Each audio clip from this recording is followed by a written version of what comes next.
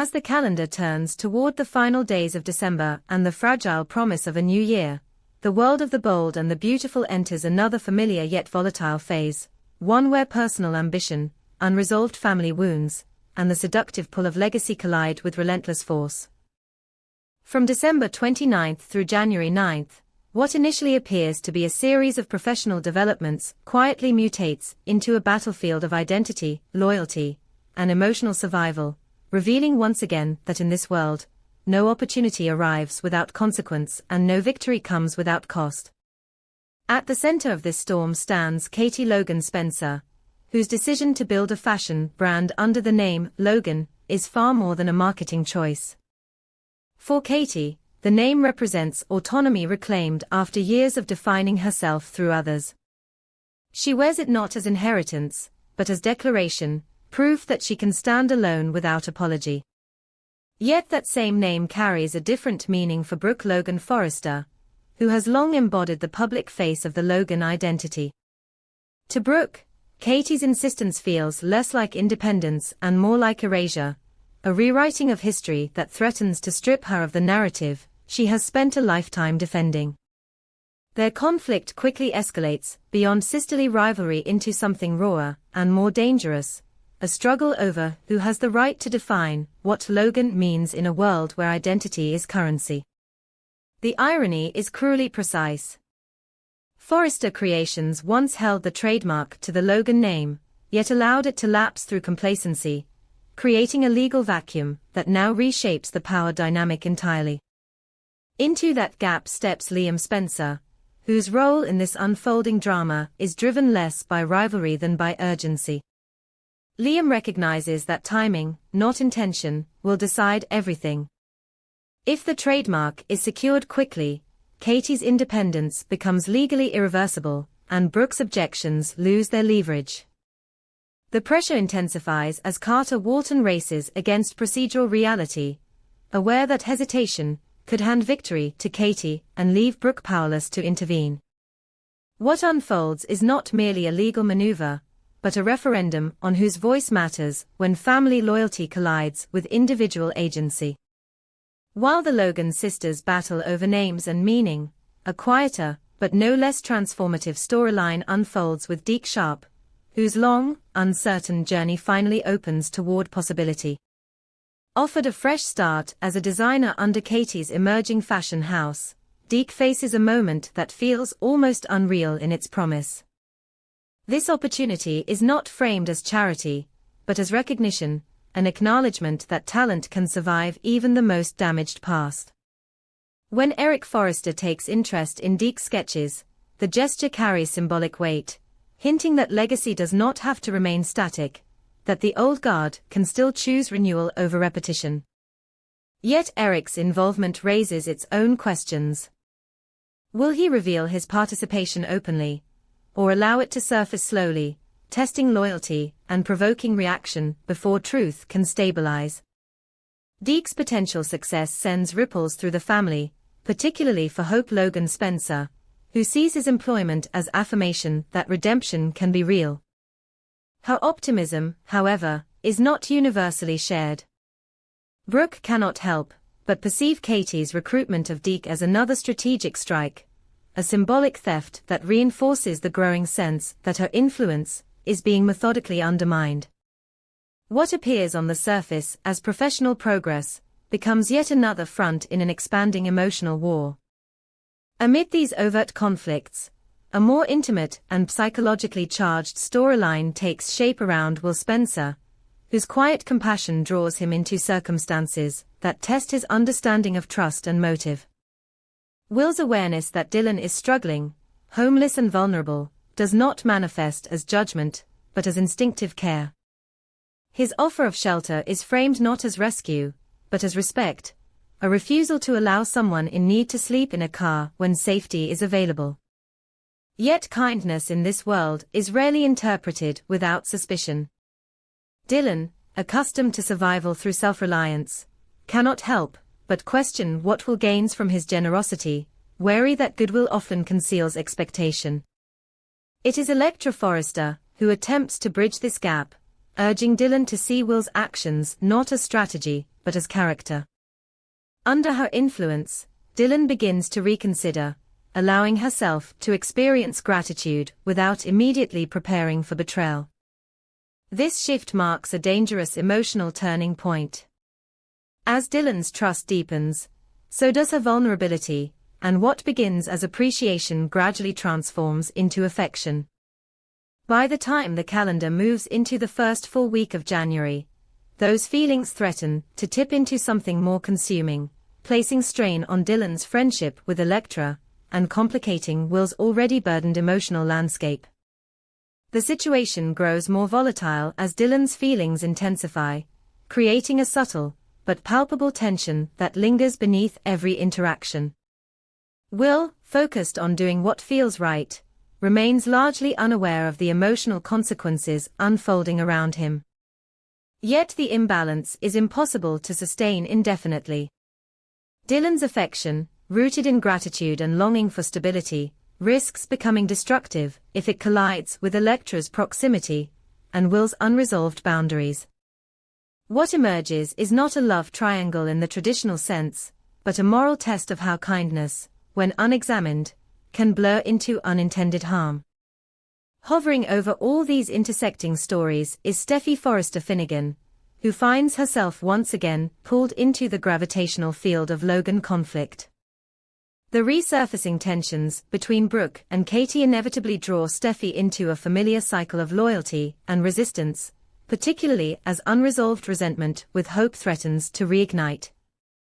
Steffy's role becomes that of reluctant mediator and strategic observer, acutely aware that every alignment carries consequence. She understands that neutrality is rarely permitted in this family, and that silence is often interpreted as consent. As these narratives converge, the true drama of the coming weeks reveals itself not in any single confrontation, but in the accumulation of choices made under pressure. Liam's urgency to secure the Logan trademark, Deke's fragile hope for renewal, Will's quiet generosity, Dylan's growing attachment, and Steffy's reluctant entanglement all point toward the same underlying truth. Identity, once contested, cannot be reclaimed without cost. Every character stands at a threshold, forced to choose between comfort and confrontation, between preserving the familiar and risking transformation. By January 9th, it becomes clear that no storyline exists in isolation. Each act of assertion provokes resistance, each attempt at healing exposes new wounds. The Logan name, once a symbol of unity, becomes a catalyst for fracture.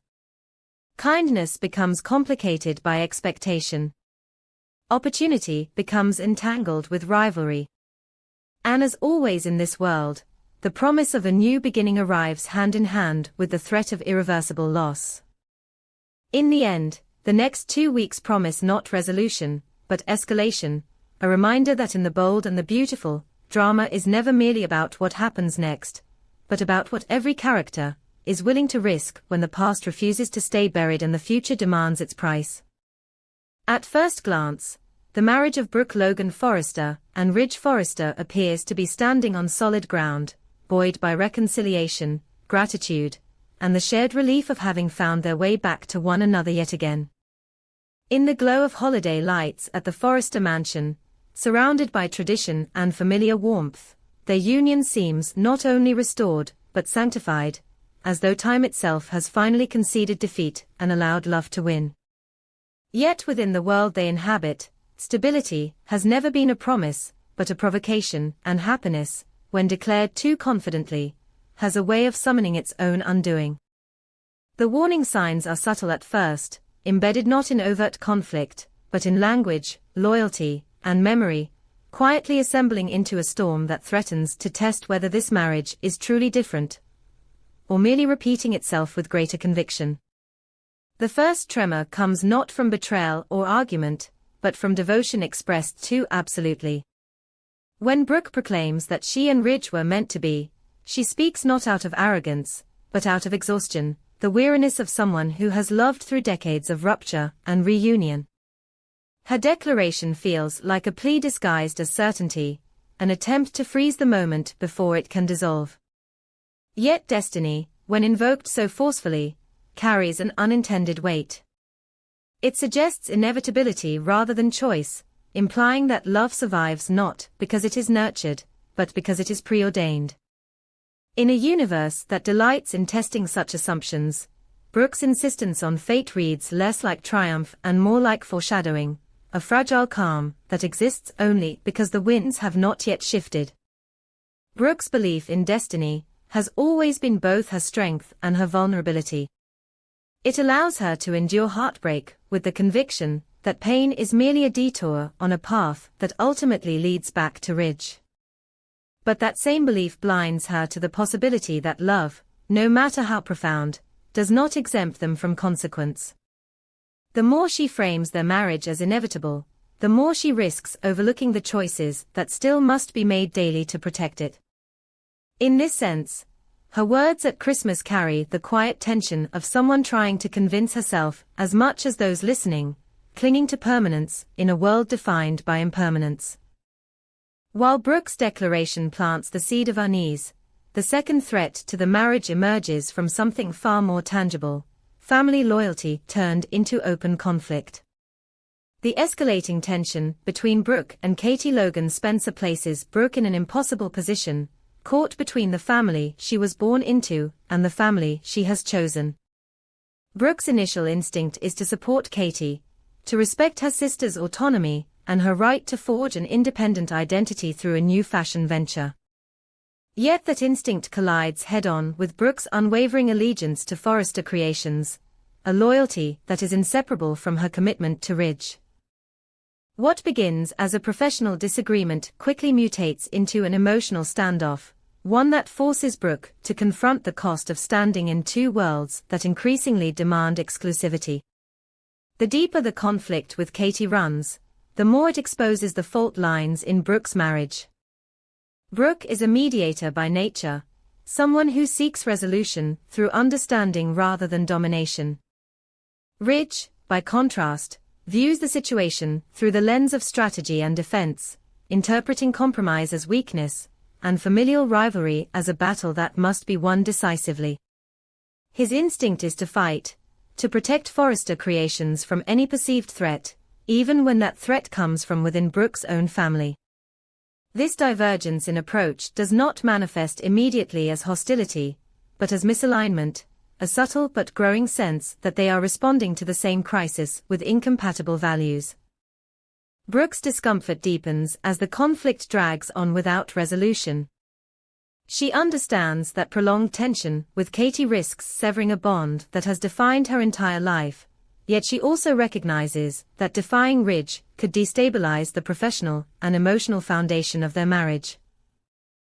The more she hesitates, the more pressure mounts, and the harder it becomes to satisfy both sides without betraying herself. Ridge, meanwhile, grows increasingly frustrated by what he perceives as Brooke's reluctance to fully commit to their shared front. In his mind, loyalty should be singular and unequivocal, particularly when the stakes involve legacy, power, and control. This clash of priorities introduces a corrosive question into their marriage: when love collides with loyalty, which should prevail? Brooke wants peace. Ridge wants victory. Neither desire is inherently wrong, but together they form a contradiction that cannot be ignored. As the dispute with Katie intensifies, it becomes a mirror reflecting deeper uncertainties about Brooke and Ridge's partnership. Are they united because they truly share a vision, or because they are once again postponing the reckoning that has ended them so many times before?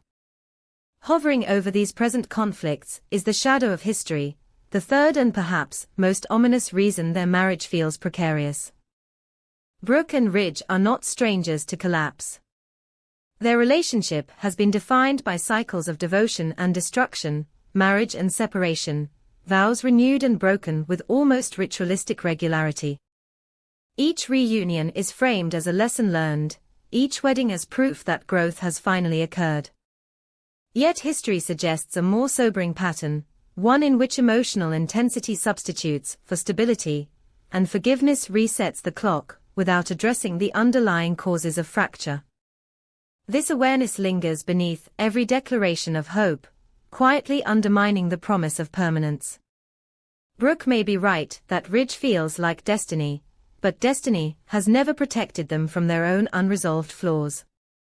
Ridge's tendency to seek certainty through control, Brooke's inclination to equate endurance with love, these traits have fueled their passion, but also ensured its volatility. Without conscious effort to change those patterns, their renewed marriage risks becoming another iteration of the same cycle, elevated by conviction, but vulnerable to collapse. The danger lies not in a single dramatic betrayal, but in accumulation. Brooke's belief in destiny, the unresolved conflict with Katie, Ridge's uncompromising stance, all of these elements interact, amplifying one another until even minor disagreements carry disproportionate weight.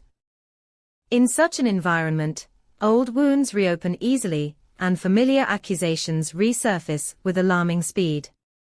The question is no longer whether Brooke and Ridge love each other, but whether love alone is sufficient to overcome the structural weaknesses of their relationship.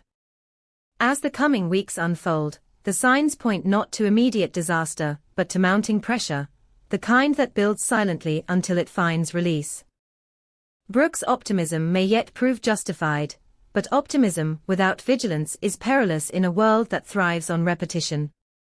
If she and Ridge fail to recognize how quickly destiny can become a trap, how easily loyalty can fracture into resentment, they may find themselves standing once more amid the ruins of a marriage they believed had finally transcended its past. In the end, the true test of Brooke and Ridge's union will not be whether they can reunite after conflict, but whether they can prevent the conflict from defining them yet again. History suggests caution. Love may draw them together, but only conscious change can keep them there. Without it, the marriage that feels so certain today may soon join the long list of chapters that promised forever and delivered another painful lesson instead. The war between sisters rarely announces its most devastating phase. It often begins as principle, escalates into pride, and only reveals its true cost when something irreplaceable is lost to someone who was never meant to touch it.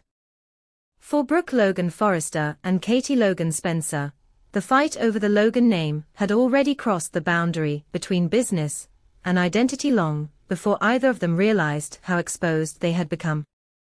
Each believed the other was the greatest threat. Neither noticed the door they had left open.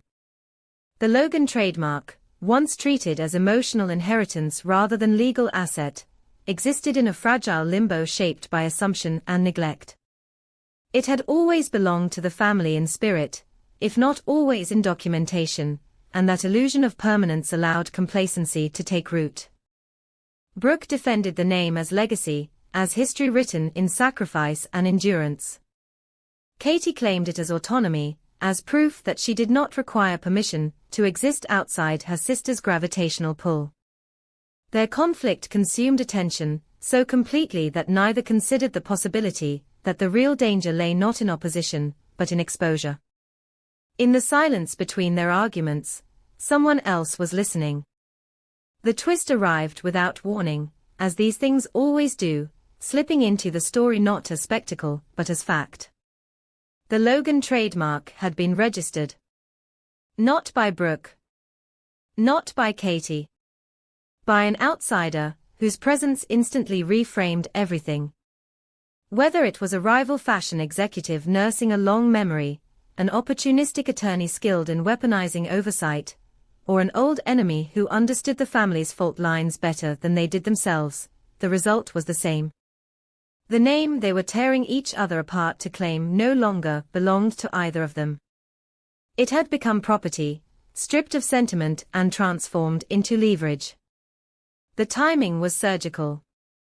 The registration surfaced just as the sisters' feud reached its most public stage, when alliances were hardening and reconciliation seemed impossible.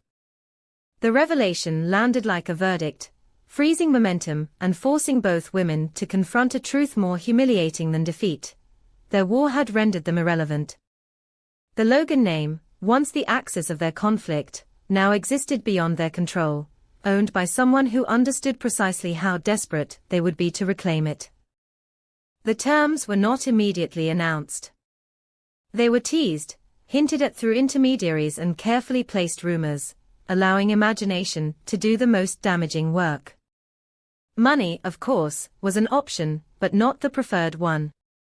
Financial settlements were clean, transactional, and forgettable.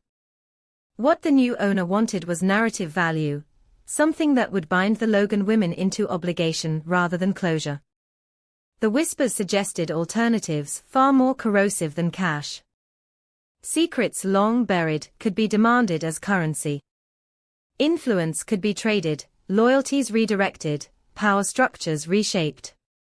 And hovering above all of it was the most poisonous possibility of all: marriage, alliance, or public union engineered not out of love, but necessity. For Brooke, the revelation felt like a personal violation. The Logan name was not merely branding to her, it was a story she had bled to write. To see it reduced to a bargaining chip ignited a fury that cut deeper than her anger toward Katie. Yet that fury quickly turned inward, forced to confront its own role in the disaster. Brooke had been so consumed with defending her position against her sister that she had failed to protect the very thing she claimed to cherish. Legacy, she realized too late, does not survive on passion alone. It requires vigilance. Katie's reaction unfolded differently, shaped by humiliation rather than outrage. She had framed her pursuit of the Logan name as empowerment, as reclamation of self after years of compromise. Now that pursuit looked reckless, even naive. The independence she fought for had been hijacked, turned into evidence of irresponsibility by someone who knew exactly how to exploit her vulnerability. Yet beneath the shame burned a sharper realization. If the name could be taken so easily, perhaps it had never truly belonged to either of them. Perhaps the idea of ownership itself had been an illusion they both clung to for different reasons. The outsider moved quickly once the shock settled in, making it clear that delay would only increase the price. The longer Brooke and Katie remained divided, the more leverage accrued to the person holding the trademark. Every public disagreement strengthened the narrative that the Logans were unfit stewards of their own legacy. Unity, even temporary, became the only viable path forward. And so the unthinkable happened. Brooke and Katie were forced to consider an alliance. The first conversation between them after the revelation was stripped of pretense. There was no apology, no sudden rediscovery of sisterly affection. There was only calculation, the shared understanding that continuing to destroy each other would ensure mutual loss. Their agreement to work together was not reconciliation, it was ceasefire. Both women entered it convinced they could manage the partnership without surrendering their ultimate objective. Brooke believed she could guide the alliance, leveraging her experience and influence to control the outcome. Katie believed she could endure the collaboration long enough to secure autonomy once the name was recovered. Neither trusted the other. Both believed they were the smarter player. The irony was merciless. In attempting to protect the Logan legacy, they had invited a new level of manipulation into their lives. The outsider's demands grew more specific as negotiations progressed, shifting from abstract leverage to concrete concessions. A confidential truth Brooke had guarded for decades suddenly gained monetary value.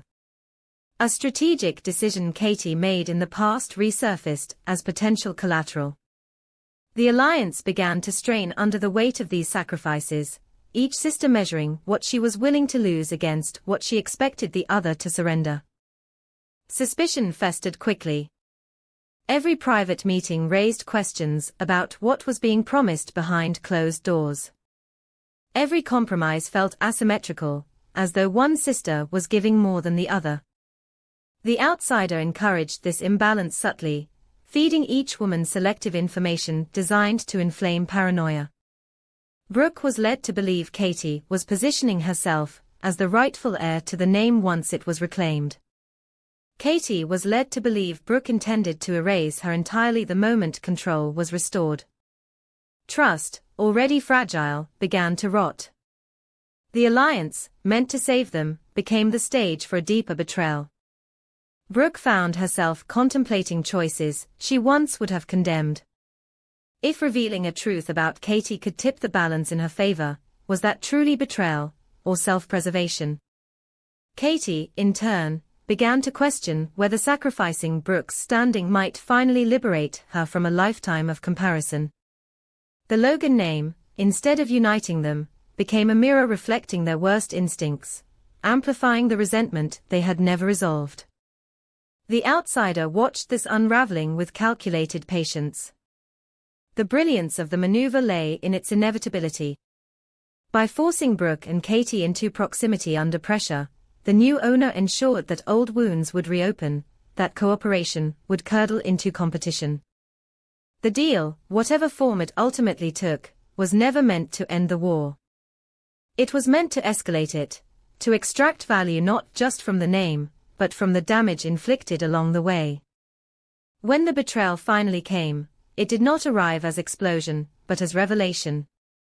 A promise made in secret surfaced, at the worst possible moment. A concession one sister believed confidential was exposed as currency already spent. The alliance collapsed under the weight of its own dishonesty, leaving both women reeling and the Logan name still out of reach. What hurt most was not the loss itself, but the realization that the temporary handshake had merely delayed the inevitable strike. In the end, the true plot twist was not that an outsider stole the Logan trademark. It was that Brooke and Katie, in their desperation to reclaim it, proved how easily legacy can be weaponized when identity is unresolved. The name survived, but their relationship suffered a wound deeper than any legal defeat. The war they thought they were fighting against each other had been co-opted, transformed into a spectacle designed for someone else's gain. And as the dust settled, one truth became impossible to ignore. In the bold and the beautiful, alliances forged under threat are never safe, victories purchased through compromise never remain clean, and the most painful betrayals are often committed in the name of family. Brooke and Katie had chosen to shake hands, believing it would save them. Instead, it merely positioned the knife closer to the spine, ensuring that when it finally struck, it would cut deeper than either of them was prepared to endure.